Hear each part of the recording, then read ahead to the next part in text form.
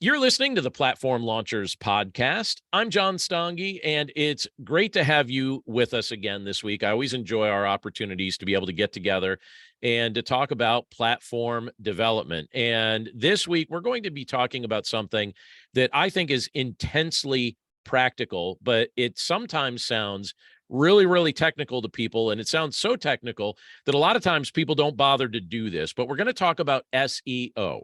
And when I use those initials, sometimes people think, all right, I've heard that before, but I don't really know what that means. And what it means is search engine optimization. So it's the process of making your website or your blog or your online platform discoverable, easily discoverable to search engines, because search engines are going to make a recommendation to people who are looking for your content. And we want your content to rank really high in the different search engines. So we're going to be talking about that. And specifically tonight, I want to tell you how good SEO, so good search engine optimization, will earn you great internet real estate. But before I do that, so I mentioned every week we've got our members club live on the call with me. And one of the gentlemen that's in our members club is a friend of mine named Barry Karch. And Barry, unmute your mic if you don't mind, just for a quick second. And tell the listeners to our podcast what your podcast and content is all about, your online platform. What's it called? Thank you, John. It's called The Real Estate Unsalesperson. The website's therealestateunsalesperson.com and podcast by the same name. And it's all about how you don't have to be a natural born salesperson to succeed in sales. I love that. And you've been involved in real estate for a long time. So as I'm talking about internet real estate tonight, I'm assuming your ears perked at least some. Absolutely. I'm anxious to hear what you have to say. 35 years. 35 how long? years. Say it again. 35? 35 years. Wow. All right. 35 years in real estate. Well, awesome. Well, all right. So check out the realestateunsalesperson.com. That's Barry Karch's platform. He's got a lot of cool stuff up there. I hope it gives you some good ideas. And I just want to tell you, I want to talk a little bit about real estate, but from a perspective that all of us might identify with, at least initially.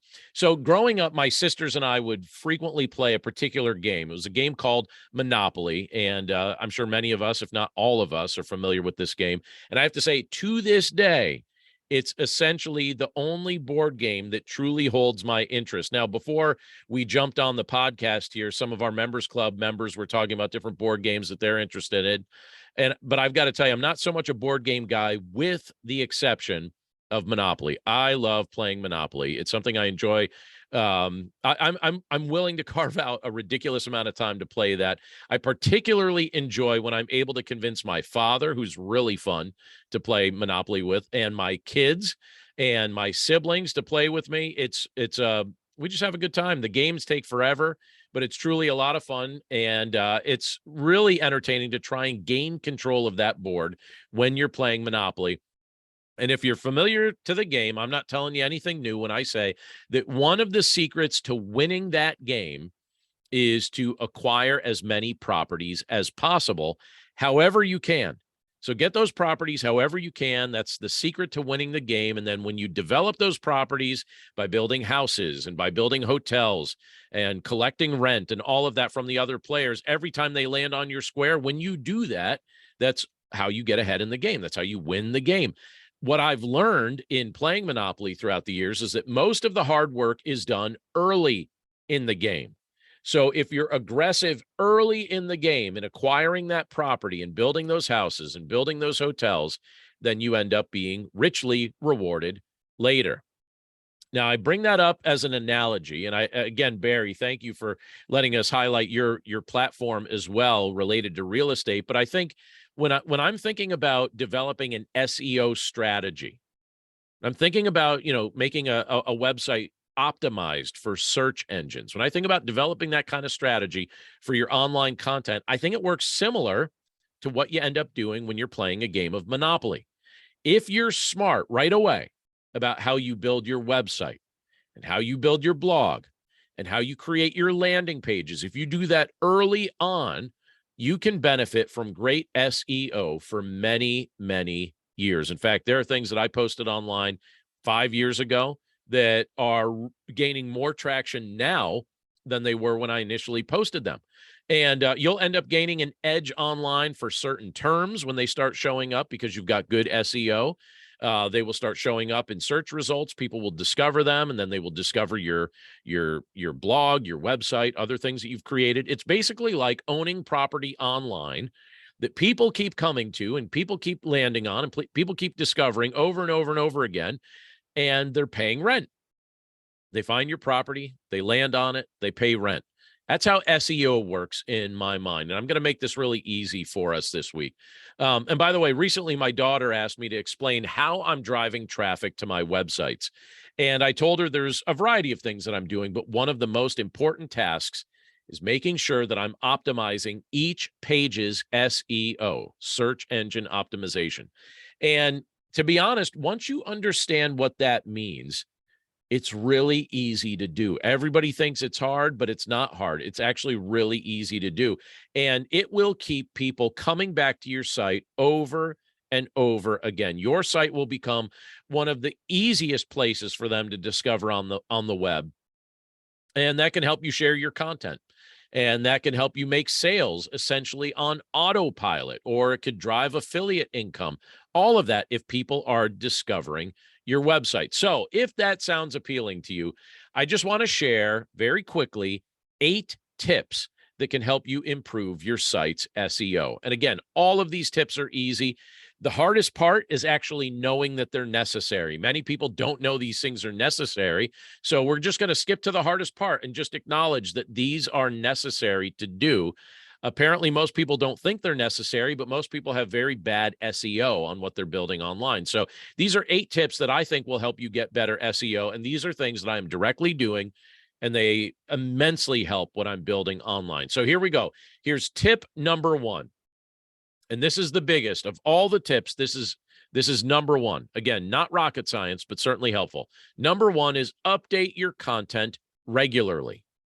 Update your content regularly. This helps your SEO immensely. So this is how I kind of phrase it in my mind. Goals. I have goals. I have ideas and things that I want to see take place, and goals that actually make it to your calendar are goals that actually get accomplished. So what I do is I have a goal to create content. I actually have a content creation schedule that helps me stay accountable to creating new blog posts and other new forms of content each week. I do it every single week. Sometimes people create websites that they never update for years. There are things on the web that have existed unchanged for years, and that's not a good way to generate SEO. It doesn't happen. So it's my goal to create 1 new blog post per week. I have 2 different platforms that I'm running, and I want to create 1 new blog post per week for each platform. And when I keep to that rhythm, that indicates to search engines that my site is active. It's not just sitting online like an unchanged business card. It's an active website, and that improves its rank in search results. So very easily, just update your content regularly. If you do that one thing, you will improve your rank in search results. All right. Tip number 2, use keywords. Now, what are keywords? What am I referencing when I'm talking about keywords? Well, keywords are certain words or phrases. So it could be like a short sentence, a short phrase that people are searching for when they're looking for the kind of content you create. So use those words and use those phrases regularly in your blog posts and on other areas of your website, and that will make your site much easier to discover. So just think about the kind of keywords that people would be looking for if they're looking for the kind of content you create. And if you use those keywords, that's going to make your site a bit more discoverable. So that's point number 2. All right, point number 3 is this: create searchable titles. Now, what do I mean by that? Well, the titles you use for blog posts and for the other pages on your website are very important. When you're creating them, don't be overly fancy. I actually mentioned this at length in the launch plan course that we have over at our website. But when you're creating titles for your blog posts, for the different pages on your website, don't be overly fancy with these titles. Just try to think like a person who's sitting down in front of a computer trying to search something. If they're trying to search for something, what are they looking for? Or what are they likely to type into that search bar? Most likely, they're going to type something like this. It's going to be really plain, really vanilla. They're just going to say, how do I get my dog to stop barking? That's what they're going to search for. How do I get my dog to stop barking? Something like that. Now, if you have an article on your site about that topic, I suggest you use a title that closely mirrors what someone will actually be typing in the search field, instead of trying to get too fancy or too artistic by giving your post a non-discoverable title. So instead of, I think, instead of a good title like how to get my dog to stop barking, I picture somebody being overly creative and saying, titling their post, when Rover lost his voice. When Rover lost his voice. Well, when Rover lost his voice is not going to help you with SEO, because no one's searching for when Rover lost his voice. That's too artsy. That's too fancy. What they're searching for is, how do I get my dog to stop barking? And so I think being boring sometimes with your titles and just trying to give something a title that someone's actually searching for, I think when you're boring like that, sometimes boring can be helpful. So don't be afraid to give your posts a boring title. It might actually help you.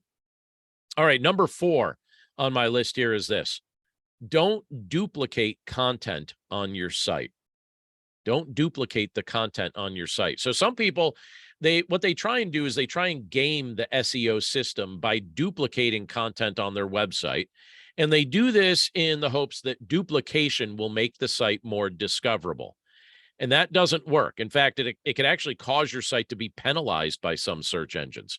So keep your pages unique. Keep your blog posts unique. Don't post the same thing 20 times thinking that you're going to try and trick Google. You won't trick Google. So don't duplicate the content on your site. If you have a post about a specific thing, don't just copy and paste it over and over again and make separate posts and think that duplication is going to trick search engines to improve your search ranking. So don't duplicate the content on your site.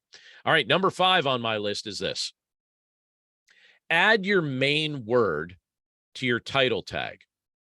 So let me explain that a little bit further. So this, by the way, might be something that you've already assumed based on my previous suggestions, but when it's possible, add the main keyword of your post to your title tag.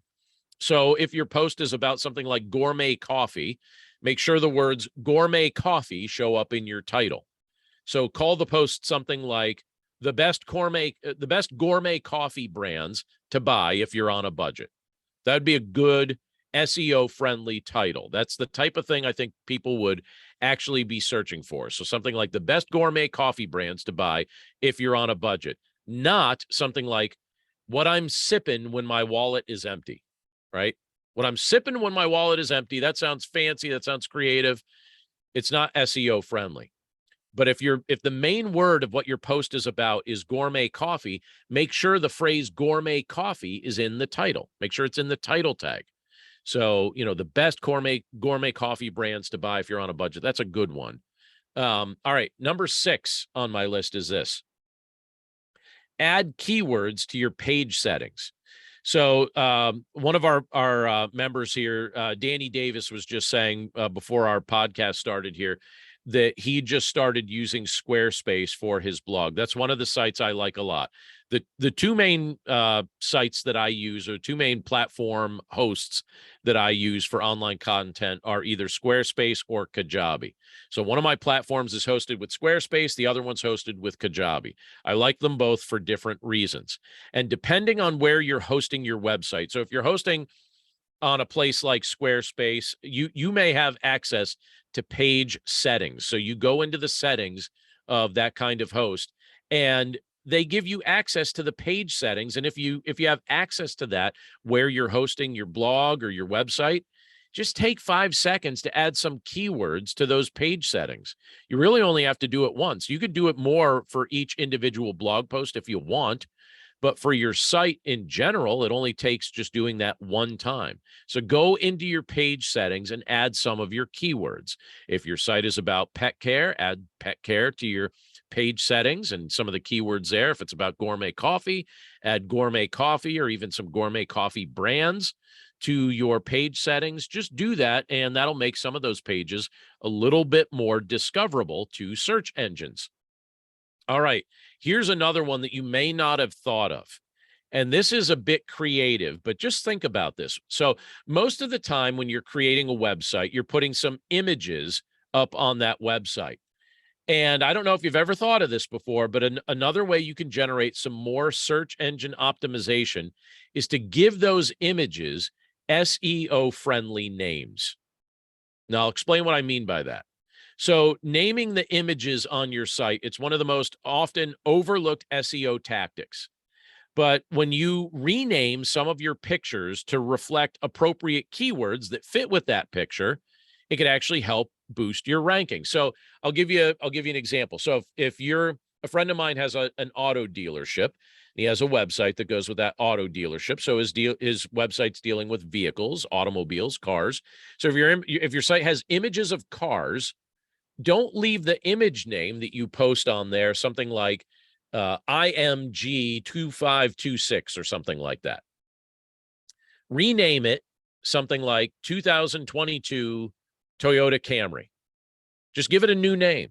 If it's an image of a Camry, don't just have the code name like IMG, 2526. Rename it. Rename that image to Toyota Camry or 2022 Toyota Camry, something like that.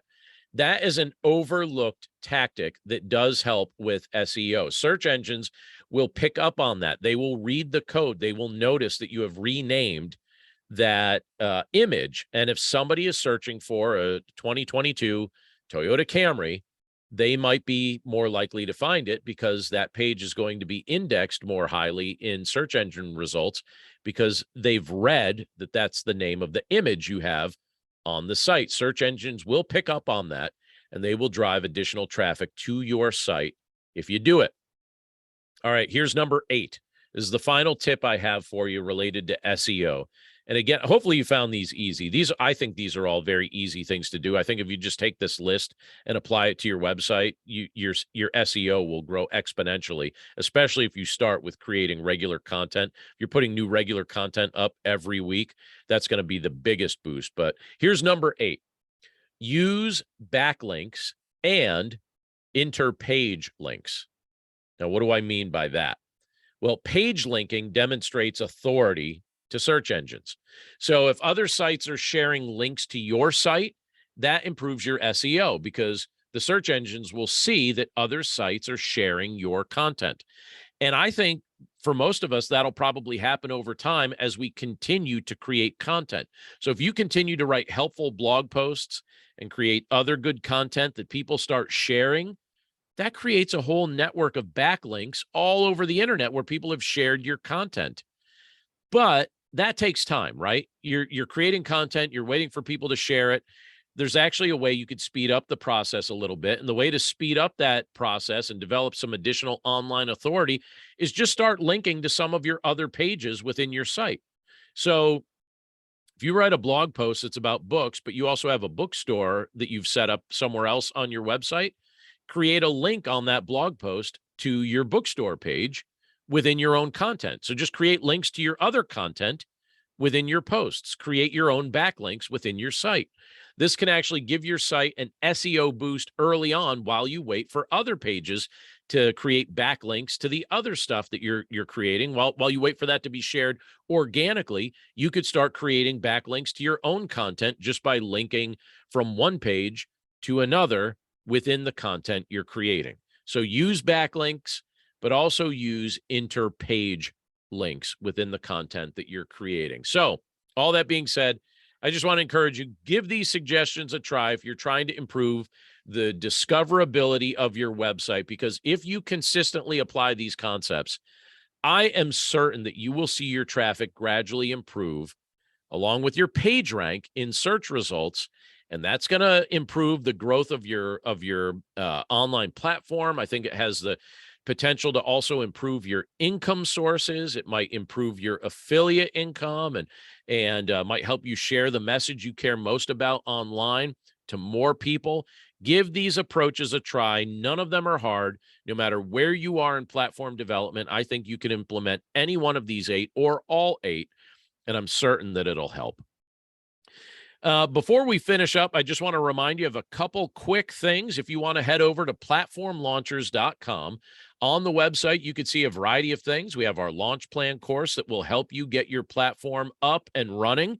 We'd love to offer that over there at the website. We also have a pretty substantial discount on that we're still running. So it'll chop off $100 off the price of the launch plan course. It's normally $229. And right now we have an instant coupon on the website that drops it to $129. So check that out while we're offering that at platformlaunchers.com.